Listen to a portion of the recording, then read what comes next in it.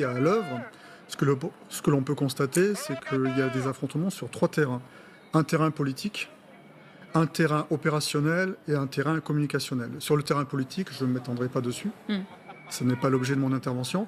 Sur le terrain communicationnel, on peut constater qu'il y a eu un avantage des Gilets jaunes au tout départ, par une très bonne maîtrise des réseaux sociaux et par des messages qui avaient l'assentiment de la population.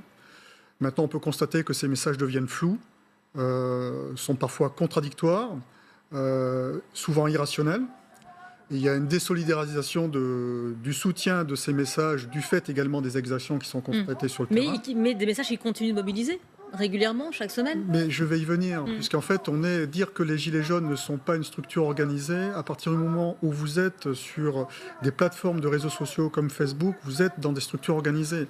Et depuis 2010, avec les révolutions arabes, on a vu que des pouvoirs très forts pouvaient être déstabilisés par des agrégats de citoyens via les réseaux sociaux. Donc ce sont des formes d'organisation que l'on peut considérées comme matricielles, qui sont des formes d'organisation avec des administrateurs et des gens qui les suivent, mais c'est une forme d'organisation. On ne peut pas dire que ce n'est pas une organisation. C'est une forme d'organisation différente d'autres organisations, qui sont les organisations que l'on caractérise comme formes d'organisation intermédiaires, qui elles sont structurées.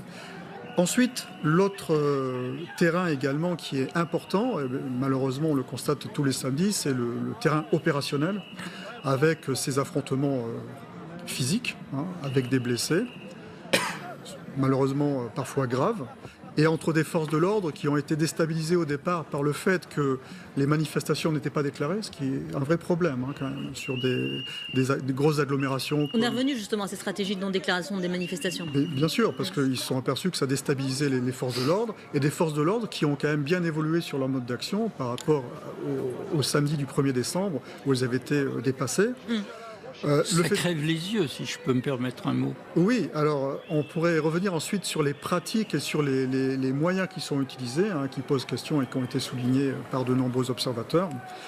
Il y a des réflexions qui sont en cours. Il est clair que les moyens qui sont actuellement utilisés mériteront d'être certainement beaucoup plus encadrés, et certains devront même disparaître. Jeannick Halimi, justement, il vous en parlait.